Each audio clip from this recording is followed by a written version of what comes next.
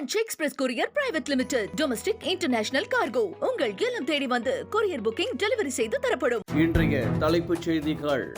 செங்கோட்டையன் ஆதரவாளரும் முன்னாள் எம்பியுமான சத்யபாமா உள்ளிட்ட 14 பேர் அதிமுகவில் இருந்து அதிரடி நீக்கம். இபிஎஸ் உத்தரவு. பீகாரில் நேற்று நடைபெற்ற முதற்கட்ட வாக்குப்பதிவு.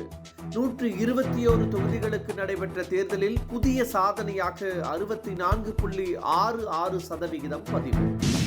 சென்னையில் உள்ள திமுக அலுவலகமான அண்ணா அறிவாலயத்திற்கு திடீரென மிரட்டல் விடுக்கப்பட்டதால் பதற்றம். போலீசார் குவிக்கப்பட்டு மோப்ப நாய்கள் உதவியுடன் தீவிர சோதனை.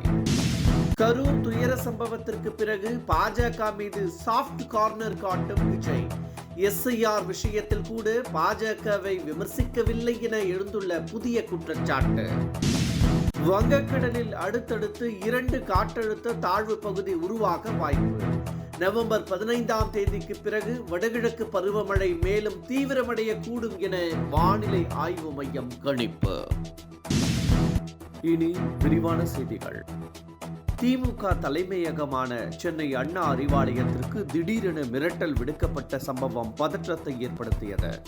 திமுக தலைமையகமான அண்ணா அறிவாலயம் தேனாம்பேட்டையில் அமைந்துள்ளது. இந்த கட்டிடத்திற்கு இமெயில் மூலம் மிரட்டல் விடுக்கப்பட்டது. உடனடியாக போலீசார் குவிக்கப்பட்டனர்.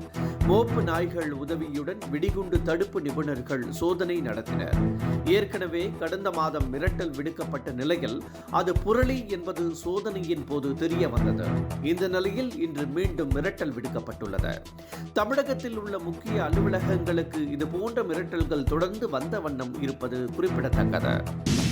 கரூர் சம்பவத்திற்கு பிறகு பாஜக மீது விஜய் சாஃப்ட் கார்னர் காட்டி வருவதாக புகார் எழுந்துள்ளது. தமிழக வெற்றிக் கழகம் தொடங்கிய நாளில் இருந்து திமுகவை விமர்சித்து வரும் விஜய் பாஜகவை கொள்கை எதிரி என்று மட்டுமே கூறி வந்தார்.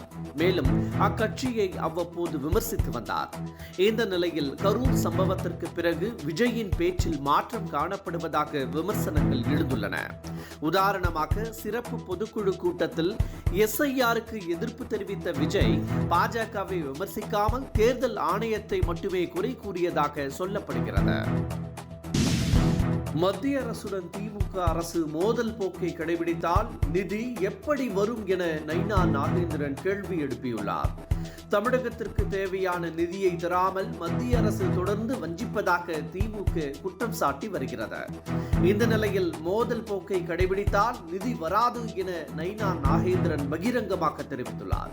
இதனால் மக்களுக்கு நன்மை இல்லை என கூறிய அவர் மத்திய மாநில அரசுகளின் உறவு நன்றாக இருந்தால்தான் மத்திய அரசின் நிதி இங்கு வரும் என்றும் குறிப்பிட்டார். ஜெயலலிதாவால் 10 ஆண்டுகள் அதிமுகவில் இருந்து நீக்கப்பட்டவர்தான் டிடிவி தினகரன் என அதிமுக முன்னாள் அமைச்சர் ஆர்பி உதயகுமார் தெரிவித்துள்ளார். இபிஎஸ்ஐ கடுமையாக விமர்சித்து வரும் டிடிவி தினகரன் குடநாடு விவகாரம் தொடர்பாக சில கேள்விகளை எழுப்பியிருந்தார். இதற்கு அதிமுக மூத்த நிர்வாகிகள் கடும் கண்டனம் தெரிவித்து வருகின்றனர். இந்த நிலையில் அதிமுகவில் இருந்து 10 ஆண்டுகள் நீக்கி வைக்கப்பட்டிருந்தவர்தான் டிடிவி தினகரன் என்றும் அவருக்கு மனநிலை பாதிக்கப்பட்டுள்ளதாகவும் ஆர்பி உதயகுமார் தெரிவித்திருப்பது பரபரப்பை ஏற்படுத்தியுள்ளது. இபிஎஸ் மீது டிடிவி தினகரன் அவதூறுகளை அள்ளி வீசுவதாகவும் தன்னை நம்பி வந்தவர்களை நட்டாற்றில் தவிக்க விட்டவர் என்றும் ஆர்பி உதயகுமார் தெரிவித்துள்ளார். கூட்டணி விவகாரத்தில் விஜயகாந்த் செய்த தவறை நான் நிச்சயம் செய்ய மாட்டேன் என சீமான் தெரிவித்துள்ளார். தனித்து நின்று 10% வாக்குகளை பெற்ற விஜயகாந்த் கூட்டணி வைத்த பிறகே அந்த வாக்குகளை இழக்கத் தொடங்கினார் என்றும் சீமான் தெரிவித்துள்ளார்.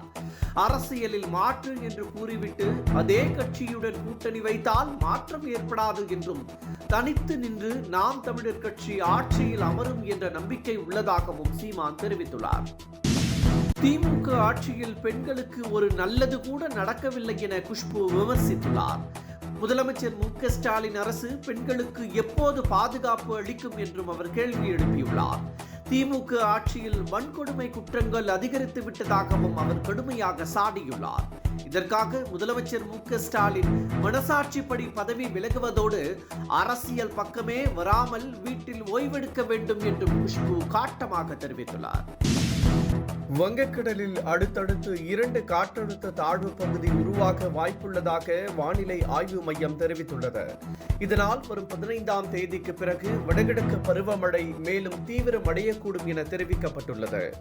ராமநாதபுரம், சிவகங்கை, விருதுநகர், மதுரை, தேனி, திண்டுக்கல் ஆகிய மாவட்டங்களில் கனமழைக்கு வாய்ப்புள்ளதாகவும் வானிலை ஆய்வு மையம் தெரிவித்துள்ளது.